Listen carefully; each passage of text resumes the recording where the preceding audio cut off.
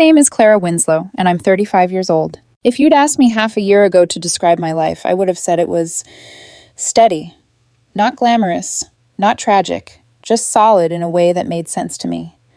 I worked as a senior analyst at a mid-sized financial firm, made a comfortable salary, and lived in a 2-bedroom apartment with a dishwasher that kicked on automatically at 12:01 a.m. to catch off-peak power rates. Every Sunday at 5 p.m., my budget spreadsheet updated itself, color-coded, formulas locked, projections tucked neatly into hidden tabs. That sheet was my ballast. As long as the numbers lined up, I felt like my life did too. At the center of that steady life was my boyfriend of 7 years, Caleb Lawson. Caleb was the kind of man people noticed. Not because he was the loudest in the room, but because he was easygoing, easy smiling, easy to like. He worked in marketing, the guy who could turn a boring product launch into an actual story. We met at a friend's barbecue, shared a paper plate and a joke about the playlist, and somehow never really stopped sharing things after that. 2 years into dating, he moved into my place temporarily while his lease ended. His toothbrush never left. My closet rearranged itself around his suits and hoodies. Temporary quietly became permanent, the way slow leaks become water damage if you don't look too closely. His family loved me, or at least I thought they did. His dad, Robert, used to clap a huge hand on my shoulder and say, "Now this one keeps you grounded, Caleb." His mom, Patricia, would send me recipes and text, "Clara, I'm double batching the lasagna. Come over if you're free." His younger sister, Lindsay, followed me on Instagram and commented things like goals under my meal prep posts. They invited me to Thanksgiving, to Christmas, to random Sunday dinners. At one point, Patricia squeezed my hand over the sink while we were rinsing dishes and said, "You're basically family already." I believed her. So when we started planning a big Maui vacation with them, Robert and Patricia's retirement celebration trip, it felt like proof that I belonged. We spent 4 months talking about it. Group texts about snorkeling tours, screenshots of the rental house with the infinity pool, jokes about who was going to burn first under the sun. I put in for the time off, rearranged a project at work so it wouldn't collide. So when my phone buzzed on a Thursday afternoon, 2 days before departure, and I saw Caleb's name, I wasn't expecting a landmine. Caleb: "Hey, so change of plans for the Maui trip." Me: "What's up?" Caleb: "My parents think it's best if it's just family this time. They want it drama-free and relaxing. You understand, right?" At first, I assumed it was a joke. I waited for the follow-up text, the LOL or the explanation. It didn't come. I typed and deleted 3 different responses before I finally sent. Me: "Drama-free? What drama?" The dots appeared, disappeared, appeared again. Caleb: "You know how you and my dad kind of got into it last month about the election stuff? He's still touchy. Mom thinks it's just better to keep things simple." The election stuff he was referring to was a 15-minute conversation at dinner where Robert and I disagreed about local policies. It was calm, no raised voices. We ended with, "Guess we'll see how it plays out," and passed the green beans. Hardly what I would call drama. Me: "Caleb, we planned this together. I already took the week off." Caleb: "I know and I'm sorry, but it's their trip, their rental house. I can't really argue with them. We'll do our own trip later, yeah? Just us." Just us. The same words he used when I offered to invite my sister to Thanksgiving, and he said it should be just us and his parents. The same words he used when I asked if we could split holidays between families. Neat, tidy walls he could hide behind. Me: "So you're going without me." Caleb: "It's just a week, Clara. Don't make this bigger than it is." I sat there on the couch, phone in my hand, feeling something inside me tilt. It wasn't anger, not yet. More like the feeling when a puzzle piece finally clicks into place and the picture isn't what you thought. The image sharpens, and you wish you could go back to when it was still blurry. Me: "Understood. Thanks for being honest. Love you." I added the "love you" out of habit. He sent back a heart emoji. I didn't respond. Here's what Caleb didn't know. 3 weeks earlier, his laptop had been on the dining table, updating some bloated software. Mine was running a backup. I grabbed his to print a document for work, something quick, when a messenger notification slid into the corner of the screen. Real family. The preview showed my name. I'm not proud of what I did next, but I also won't pretend I wouldn't do it again. I clicked. At first, I thought it was some kind of extended family chat. Cousins, grandparents, the whole Lawson tree. It wasn't. It was 4 people: Robert, Patricia, Lindsay, and Caleb. I scrolled up looking for context. The further I scrolled, the colder I felt. Patricia, is Clara coming to Easter? Caleb, unfortunately, yeah. She's been clingy about family stuff lately. Patricia, just seat her at the end. She talks too much. Anyway, Robert, you good for 2 p.m.? Robert, girls got opinions on everything. Exhausting. Lindsay, why are you even still with her? LOL. Caleb, she's stable. I wanted stability. She takes care of everything. Bills, planning, all that. Lindsay, that's so depressing. Caleb, it is what it is. Not everyone marries for passion. I stopped breathing for a second. Then I kept scrolling. Comments about me being too sensitive when I got upset that no one remembered my birthday last year. They remembered. They just didn't care enough to do anything. Jokes about my spreadsheets, my control freak meal prep, the way I tried to include my own family in holiday plans. Robert called me soft more than once. Patricia wrote that I was not really the kind of woman she pictured for Caleb. Caleb agreed, laughed, added his own jokes. There was one message from him to Lindsay, sent a couple months ago, that I kept coming back to, like pressing on a bruise. Caleb, sometimes I look at her and feel nothing, like I'm living with a roommate I'm financially tied to. I took screenshots, dozens of them. It felt impossible not to, like I was preserving evidence of a life I hadn't realized I was living in. I didn't confront him. Not then. I saved them to a folder I labeled with something boring and forgettable, buried inside my documents. Then I watched, waited. Told myself that if this was who he really was with them, it would come out. The Maui text was my confirmation. That Thursday evening, after I typed understood, I opened the folder and counted them. 43 screenshots. I organized them chronologically so the timestamps told their own story. No guessing, no cherry picking. Just their words, in order. Caleb came home around 7. He was in a great mood, talking about packing, about the beaches, about a fancy dinner reservation his mom had booked. You're not mad, right? He asked, folding shirts on our bed. About what? The trip. You seemed weird over text. I'm fine, I said. The lie tasted like metal. Good, he said, relieved. Because Mom already thinks you're, sensitive. He shut his suitcase with a zip that sounded too much like a door closing. Friday morning, his flight was at 10. He woke up early, humming under his breath as he tossed toiletries into his bag, talking about snorkeling like I wasn't supposed to be there with him. I helped him carry his suitcase downstairs. I'll miss you, he said, kissing my cheek. It felt practiced, like clocking out. Have fun, I said. I'll text you when I land. Sure. I watched the Uber pull away, then went back upstairs, shut the door, and opened my laptop. Robert's email was easy to find. I pulled up an old thread about a football game he'd sent tickets for, hit reply, deleted the previous text. Subject, you should see this before the trip. Robert, I typed. I think you should know what's been said about me, and about you. I found these by accident, but I think you deserve the full context before spending a week together. I've attached screenshots of your family group chat. Read them whenever you're ready. Clara. I attached all 43 images. Clicked send. Then I did the same with Patricia. Then Lindsay. By the time Caleb's plane landed in Maui, my phone buzzed with a text from him. Picture of the ocean out the window. Blue and endless. Caleb. Made it. So beautiful already. I didn't reply. At 4:15 p.m., my time, my phone lit up with a call. Robert. I let it ring until it went dark. He called again, then Patricia, then Lindsay. I ignored all of them. At 4:47 p.m., Caleb's name appeared on my screen. I answered.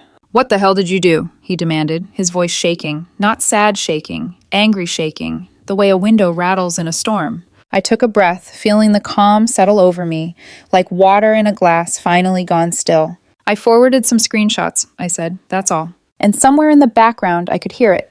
The raised voices, the chaos, the sound of a drama-free vacation cracking open. What the hell did you do? Caleb's voice was trembling, clipped by the kind of fury that comes when someone has lost control of a narrative they thought they owned. I could hear chaos behind him, voices overlapping, luggage wheels rattling, someone shouting, someone else crying. Airport acoustics make everything sound more dramatic, more public, more humiliating. Caleb, I said evenly. I forwarded some screenshots. That's it?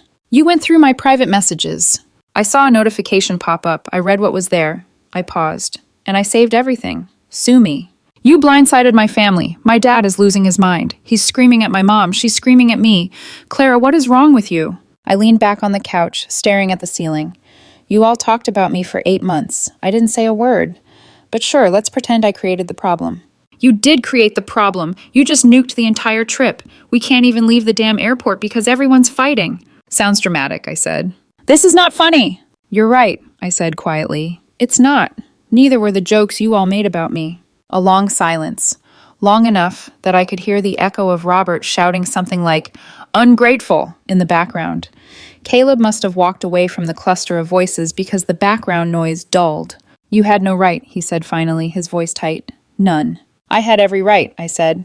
You're my boyfriend. They're my almost-in-laws. And you all spent months mocking me while I treated you like family. He inhaled sharply. Those messages were private. They were cruel. There's a difference. Another silence.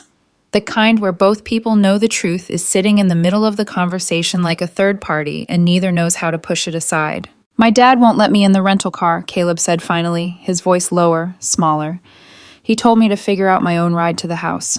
Then figure it out. Clara, his voice cracked with frustration. Can you please stop acting like you didn't just blow up my entire family? Caleb, your family blew themselves up, I said. I just turned on the lights. He hung up. For the next 3 hours, my phone vibrated nonstop. 26 calls, rapid-fire texts, half-written apologies, half-formed accusations, threats of, we need to talk now, and long paragraphs from Patricia insisting I'd misunderstood everything. I didn't answer a single one. Finally, around 8 p.m., Patricia texted again. Patricia, Clara, please, this is out of hand. We need to talk. Me, agreed. Your son calling me a roommate he's financially tied to was definitely out of hand. Patricia, those messages were taken out of context. Me, what context makes she talks too much, or not the kind of woman I pictured for Caleb, acceptable? She didn't respond. Then Robert texted. Robert, you blindsided my son, that's low. Me, you uninvited me from a trip I helped plan, then spent 8 months talking trash about me in a chat labeled Real Family. I'd say we're even. Robert, you're being childish. Me, no, I'm being honest. Maybe you're not used to that. That shut him up. At 10 p.m., Caleb called again. This time I answered. Can we please talk like adults? He asked. His voice sounded scraped raw. Go ahead. I'm sitting in a hotel room alone. My parents won't talk to me. Lindsay won't even look at me. You. He exhaled, shaky. You ruined the whole trip. Well, I didn't ruin anything. I just forwarded your own words. Those messages weren't meant to be seen. Then maybe you shouldn't have written them. He groaned. Everyone vents, Clara. Everyone says things they don't mean when they're frustrated. For 8 months? I shot back. Come on. That's not fair. You keep saying not fair, but Caleb, nothing about this has been fair. He was quiet for a long moment. Then, quietly, I don't know what to do. My family is furious with me. Good, I said. They should be. Why are you saying that? Because you made me look like a joke to them for months. Now they know you did the same to them. Silence. Heavy. Thick. What does that mean? He whispered. It means, I said, you didn't just trash me. You trashed everyone. That's not... Check the screenshots, I interrupted. You talked about your mom's weight, your dad's drinking, Lindsay's job. You threw everyone under the bus. No, he breathed. They saw that? They saw the whole thing. More silence, then a soft, broken, "You're a monster." Maybe, I said, but I'm an honest one. He hung up. The rest of the week felt like watching a disaster movie through someone else's phone. On Tuesday, Caleb tried to join his family at the rental house. Robert stood in the driveway and told him to go back to his hotel. On Wednesday, Caleb texted me, "Hotel is $300 a night. Can you help out?" Me, no. On Thursday, he moved to a cheaper Airbnb on the opposite side of the island. He sent me a picture of the tiny room with a twin bed and a broken fan, followed by, "I'm completely alone. I don't deserve this." I didn't reply. On Friday, Robert finally agreed to meet him for coffee. Caleb texted afterward. He called me cruel. He said he raised me better. He didn't include what he said back. I didn't ask. On Saturday, Patricia sent me a long, rambling email about family dynamics, claiming she was sorry I saw the messages, not sorry she wrote them. I archived the email without replying. Caleb flew home. Sunday night. His parents and Lindsay stayed the rest of the week without him. They posted smiling vacation photos like nothing had happened, sunsets, shaved ice, snorkeling with turtles. Caleb texted me a screenshot of their photos with a single message. They replaced me. I wrote back, actions have consequences. When he finally walked through our apartment door, he looked smaller, thinner, eyes red, shoulders hunched like he'd been holding the weight of something too heavy for too long. We need to talk, he said. His voice was sandpaper. Okay. He sat on the couch. I stayed standing. I'm sorry, he began, for what I said, for how I talked about you. It was wrong. Okay. That's it? Just okay? What do you want me to say? I asked. You spent months mocking me to your family. You uninvited me from a vacation we planned together. You made me feel like I didn't matter. An apology doesn't erase that. He swallowed hard. I'm trying. Are you? Or are you just sorry you got caught? That's not fair. You keep using that word, I said quietly. But Caleb, nothing about this has been fair. His eyes filled, not manipulation tears, not dramatic tears, real ones, painful ones. I don't know how to fix this, he whispered. Maybe you can't. So we're done? His voice cracked. I don't know, I said honestly, but if you want to stay in this relationship, things have to change completely. He nodded, defeated. I'll try, he whispered. Trying isn't enough. Either do it or don't. He looked down at his hands. Okay. He didn't sleep in the bed that night. I didn't offer. Caleb slept on the couch that first night back. Not because I told him to, but because he didn't even try to come into the bedroom. I heard the soft click of the bathroom light at 2 a.m., the quiet shuffle of his footsteps, the rustle of blankets as he turned over restlessly. Every sound was a reminder of how things used to feel between us. Comfortable, predictable, safe. And how none of that was true anymore. The next morning I woke up to the smell of coffee. He'd made some. Not for me, just in general, like a normal morning routine he was trying to resurrect.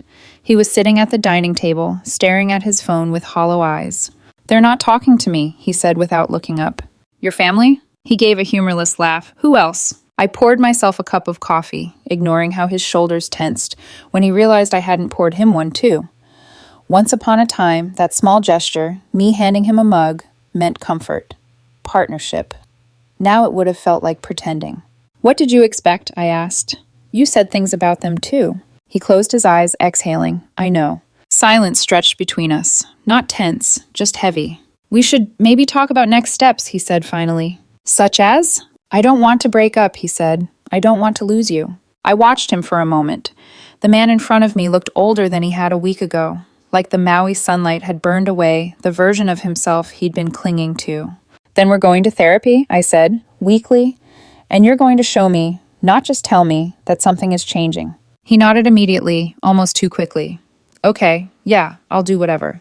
I didn't say anything. I just sipped my coffee and let the warmth steady me. But Clara, he said quietly, please don't break up with me. I'm not making promises, I said, and his face fell in a way that told me he'd expected that. The first therapy session was awkward. Caleb sat with his knee bouncing, hands clenched, eyes darting to me, like he wasn't sure where to begin. I sat still, back straight, fingers interlocked. Our therapist, a calm woman named Dr. Meredith, looked between us. So, tell me what brought you here. Caleb's voice cracked on the first word. My family hates me. It's deeper than that, I cut in.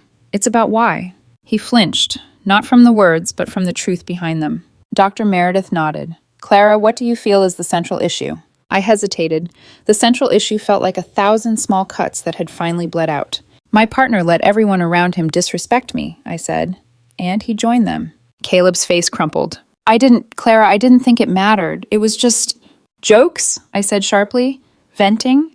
Whether you meant them or not, they show how you really saw me. He opened his mouth, but Dr. Meredith lifted a hand. Caleb, let her finish. I took a slow breath. He said to his sister that sometimes he looks at me and feels nothing, that I'm like a roommate he's tied to financially. He joked about why he was with me. His family laughed. Caleb buried his face in his hands. I know, I'm an asshole. It's not about being an asshole, I said. It's about respect and trust, and the fact that I don't know if I believe anything you say to my face anymore. His breath hitched, a quiet, shaky inhale. Dr. Meredith nodded slowly. And Caleb, what do you need to say to Clara? His voice was thin. I didn't mean half of it. No. Which half? I asked softly. He shook his head helplessly. I was trying to fit in, he said. They complain about everyone, each other, friends, co-workers. It's how they talk. And I didn't want to be the weird one who doesn't play along. So you made me the punchline, I said. He swallowed hard. Yes. We sat with that, the truth hanging there, raw and undeniable. Dr. Meredith finally said, "Caleb, what would rebuilding trust look like?" He wiped his eyes with the heel of his palm. "I'll leave the group chats," he said. "All of them. Not just the family one. I'll stop trashing people behind their backs. I'll actually try to stand up for Clara instead of making her the safe target." "And what else?" Dr. Meredith prompted gently. He looked at me then, really looked. "I'll listen," he whispered. The next few weeks passed in fragments. His family stayed silent, completely. Robert sent one text, "I need time." Patricia called once, talking in circles about perspective and misunderstandings, then hung up when Caleb said he wasn't ready to talk. Lindsay never unblocked him. Caleb was quieter now, more observant. He didn't make snide comments, didn't roll his eyes when I asked something, didn't deflect or minimize. He wasn't perfect, not by a long shot, but the absence of the old Caleb was noticeable. He stopped joking about coworkers and group chats. I saw him leave 3 different group threads while we were sitting on the couch one night. He even showed me, unprompted. "I didn't realize how much negativity I was swimming in," he told me. "It's like you're normalizing toxicity without noticing." I believed he meant it. Believing it would last was harder. Sometimes things felt almost normal between us. Making dinner together, watching a show, sitting close enough that our knees touched. And then I would remember one of the screenshots, one specific sentence. Sometimes I look at her and feel nothing, and it was like touching a bruise that hadn't healed. One night, 3 weeks after Maui, I caught him watching me while I brushed my teeth. He looked soft, almost hopeful. "What?" I asked, spitting into the sink. "Nothing," he said quickly, then added, You look like someone I don't deserve." I didn't know what to say to that, so I didn't. 6 weeks after the Maui blow-up, Dr. Meredith asked us in therapy, "Clara, do you feel things are improving?" "Yes," I said honestly, "but I'm not sure if improving is enough." Caleb looked like someone had pulled the floor from under him, but he didn't interrupt. "I'm stronger now than I was before," I said. "I'm not desperate to keep the peace anymore. I see what the truth looks like, and I can't unsee it." Caleb bowed his head. Dr. Meredith turned to him. "And Caleb, what do you feel?" "That I'm afraid," he whispered. "Afraid I wrecked something I won't get back. Afraid that the trust is gone forever. Afraid she's halfway out the door and just hasn't said it yet." I looked at him then, really looked. He wasn't wrong. But he wasn't entirely right either. "I haven't decided anything," I said quietly. He nodded, tears slipping down his face. "I know," he whispered, "and I'm trying. I swear I'm trying." For the first time in a long time, I believed the trying. But I also knew that trying wasn't a guarantee. Some things break clean. Others fracture in ways you can't see until much later. And Caleb and I, we were somewhere in between. 6 weeks. That's how long it had been since Maui exploded, since Caleb's family detonated their own group chat and I stopped pretending I didn't hear the ticking of something broken between us. 6 weeks can feel like a blink, or like an entire era. For us, it felt like both. We still lived together, still shared a closet, still defaulted to the same grocery routines, me getting vegetables and Caleb grabbing the pantry basics without asking. Old rhythms don't disappear easily, even when the emotions underneath are shifting like sand under waves. But nothing was the same. On a quiet Wednesday evening, Caleb walked through the door, holding a white paper bag from our favorite Thai place. He didn't say anything dramatic, didn't plead or gesture or hover. He just put the takeout on the table and said softly, "I thought you might want dinner." That was the new version of him. Quiet, careful, gentle in ways I hadn't asked for but noticed. We ate in silence for a few minutes before he finally said, "My dad emailed me." I looked up. "What did he say?" He said, Caleb swallowed hard. "He said you were right to send the screenshots, and that he's sorry for how they treated you, and for how he raised me to think venting is the same as bonding." I blinked, slowly. "Can I see it?" He slid his phone toward me.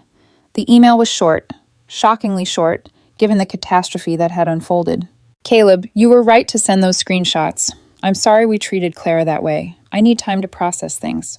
Dad." 4 lines, no embellishment, no excuses. I exhaled, not relief exactly, but acknowledgement. "He regrets it," Caleb said quietly. "I know. And he regrets what he taught me, about how to talk about people." "That's good," I said. "It matters." Caleb nodded, "But I know it doesn't fix anything." He'd learned not to reach for easy resolutions. Therapy had drilled that into him quickly, that apologies weren't magic wands. "Patricia hasn't said anything, though," he added. I nodded. That didn't surprise me. "And Lindsay?" He gave a humorless laugh. "Still blocked, everywhere." "Maybe that's for the best." His eyes lifted to mine just for a moment. Yeah, he whispered. Maybe. Later that night, I stood at the sink, rinsing bowls while Caleb dried them. It felt domestic in a way that reminded me of better years. He handed me a plate to rinse. I left those group chats, he said. All of them. Even the one with my old college friends. I raised an eyebrow. Why? They were toxic, he said simply, and I used them to feel funny, clever, superior. I don't want to be that person anymore. He was doing the work. That much was obvious. But doing the work wasn't the same thing as rebuilding trust. I turned off the water and leaned against the counter. Caleb, when you wrote those things about me, did you mean them? His breath caught. He gripped the towel in both hands like he needed something to hang on to. Yes, he whispered, and no. That's not an answer. I know. He closed his eyes.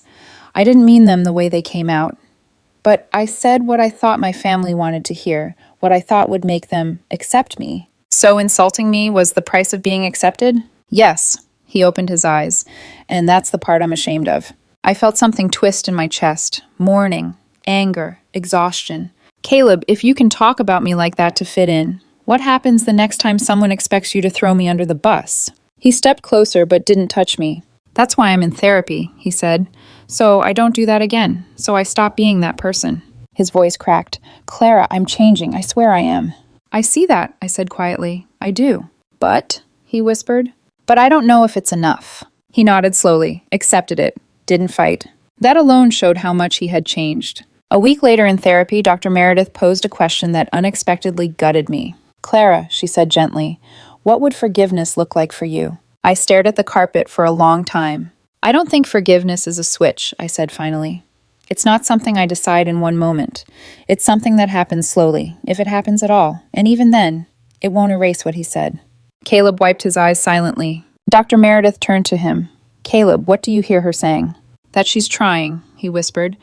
But she's still hurt, and she's allowed to be. And? He took a slow breath. And it's not her job to make me feel better. I felt something soften inside me. Not trust, not yet, but respect for his humility. That's right, Dr. Meredith said. Trust has to be earned back, not demanded. Caleb nodded, wiping his face again. And Clara, she continued gently, what are you afraid of? I met Caleb's eyes. I'm afraid, I said, that I'll stay because I'm used to staying, and not because I believe he'll treat me better. He inhaled sharply like the words punched him. I don't want that either, he whispered. If you stay, I want it to be because you want to, not because it's easier. His voice was trembling, but steady in intention. After therapy, we walked home together in quiet. The wind was cool, carrying the smell of rain. Caleb shoved his hands in his pockets, shoulders a little hunched. Halfway down the block, he said, I miss you. Not the roommate version of us. Us. The way it used to be. I looked at him, studying the man beside me. I miss that too, I admitted. He swallowed, eyes hopeful and hollow at the same time. Does that mean we're okay? I shook my head gently. No, it means we're trying. We reached the crosswalk. He stepped aside to let a couple with a stroller pass, and for a moment he looked almost like the Caleb I used to know, soft-eyed, warm, earnest. You're different now, I said. He froze. In a good way or a bad way? In a real way, I said. You're not hiding behind them, or behind jokes, or behind what you think people expect you to say. He nodded slowly, processing it.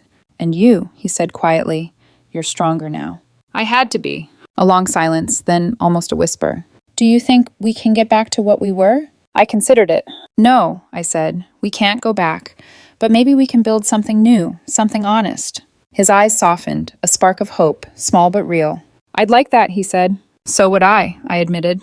We walked the rest of the way home without speaking, but something between us felt not healed, not fixed, but open. And sometimes open is enough for now. I wasn't the same woman who tolerated quiet disrespect because it was easier than confronting it.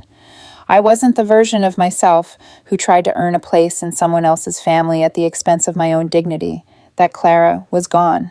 The new me didn't ignore red flags. She didn't shrink herself to fit a narrative someone else wrote. She didn't need permission to leave or to stay. And Caleb, he wasn't the same man either. Maybe that was the only reason we still had a chance.